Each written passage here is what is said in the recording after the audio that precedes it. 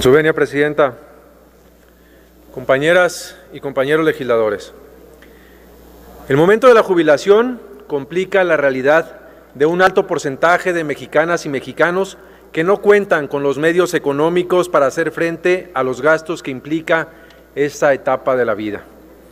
En Acción Nacional somos conscientes de la importancia que tiene para todas y todos los trabajadores el contar con una pensión digna al momento de su retiro. Por ello, en julio pasado presentamos una iniciativa integral de reformas en la materia y a pesar de que desafortunadamente en este dictamen no se retoman el total de nuestras propuestas, sí podemos afirmar que hay más coincidencias que diferencias en este tema. Actualmente, en comparación con otros países, nuestro sistema de pensiones se encuentra dentro de los peores. De acuerdo con la OCDE, en México la tasa de reemplazo es del 30%, cuando el promedio de los países es del 60%. Los diferentes factores que inciden en las tasas de reemplazo, como los bajos salarios, la situación económica y la nula capacidad de ahorro, están provocando que no se cumplan las expectativas de los trabajadores de contar con el dinero suficiente para satisfacer sus necesidades cuando se retiran de la actividad laboral. De ahí la importancia de realizar los ajustes necesarios para incrementar la tasa de reemplazo, la cual con esta reforma se estima que aumentaría un 40% con el incremento gradual de la aportación a la cuenta individual de los trabajadores de 6.5 al 15%. También vemos favorable que se reduzca paulatinamente el umbral de semanas para obtener una pensión al pasar de 1,250 a 1,000 semanas de cotización para el 2031, con una excepción de 750 semanas para las primeras generaciones. Por otro lado, hay una situación que no vemos factible. La reforma establece un monto máximo de las comisiones que cobran las administradoras de fondo para el retiro, las AFORES, aplicando el promedio aritmético de las comisiones cobradas en Estados Unidos, Colombia y Chile. Diversas opiniones coinciden en que esta medida ocasionará distorsiones en el mercado y alteraciones en la libre competencia al establecer un control sujeto a condiciones ajenas a la realidad mexicana que va en contra de la Constitución y de la misma Ley Federal de Competencia Económica.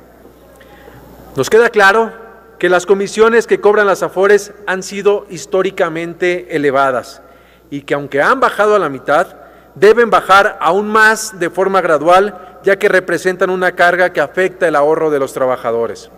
Sin embargo, consideramos que el método que se plantea en esta reforma no es el correcto, pues la disminución de las comisiones debería realizarse mediante el fortalecimiento de una verdadera competencia entre las AFORES y con alternativas de carácter regulatorio, no a través de un control de precios que toma como referencia las comisiones de otros países. En lo general, coincidimos en que este dictamen es una gran oportunidad para apoyar a la clase trabajadora, por lo que las y los legisladores de Acción Nacional votaremos a favor de esta reforma, aunque se presentarán reservas sobre los temas en los que no estamos de acuerdo, así como en los que consideramos que con esta reforma se deben fortalecer. En ese sentido, no podemos dejar de señalar las afectaciones de la crisis sanitaria y económica han provocado en los sectores productivos y por ende en las empresas. Por ello, debemos reconocer el esfuerzo que realizarán para incrementar gradualmente las aportaciones patronales del 5.15% al 13.87% en favor de la clase trabajadora. En ese contexto, consideramos necesario incluir un esquema de estímulos fiscales para que las aportaciones patronales puedan deducirse, logrando con ello apoyar al sector productivo. Compañeras y compañeros, el tema de las pensiones debe verse como un tema que va de la mano del empleo.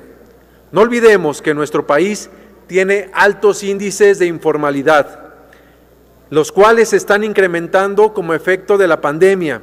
Y si esta reforma pretende avanzar en el otorgamiento de una pensión digna para las y los mexicanos, es necesario complementarla con otras propuestas que van encaminadas a la recuperación de los empleos que se han perdido y de las micro, pequeñas y medianas empresas que han cerrado en esta pandemia.